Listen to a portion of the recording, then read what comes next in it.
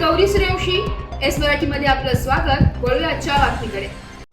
नाशिक शहरातून खुनाची अजून एक बातमी समोर येते। नाशिक शहरातील मध्यवर्ती ठिकाण असलेल्या पंडित कॉलनीत काल सकाळी युवकावर प्राणघातक हल्ला करत खून झाल्याची घटना समोर आली आहे। या घटनेने नाशिक शहरासह परिसरात एकच खळबळ माजली आहे। याबाबत मिळालेल्या अधिक माहितीनुसार आकाश धनवटे हा युवक काल सकाळी मॅरेथॉन चौकातून पंडित कॉलनीत जात असताना अथर्व दाते व त्याच्या 3 साथीदारांनी आकाश धनवटेवर कोयत्याने प्राणघातक हल्ला केला।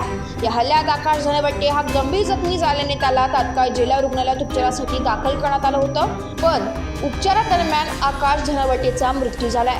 आकाश हा वॉटर गेसमध्ये स्वीपरचे काम करत होता। आकाश कामावर असतानाच त्याच्यावर हल्ला झाल्याचं समजतंय। आकाशवर हल्ला केल्यानंतर हल्लेखोर तिथून पसार झाले होते।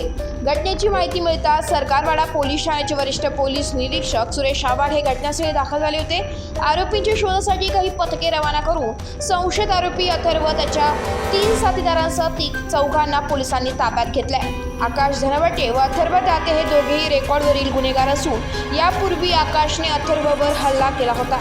त्याचा गुन्हा पण दाखल आहे। या हल्ल्याचा वचपा काढण्यासाठी अथर्व याने हा हल्ला केल्याचं पोलीस तपासात समोर आले आहे। या प्रकरणी पुढील तपास सरकारवाडा पोलीस करीत आहे। Bureau report, S Marathi news, Nashik.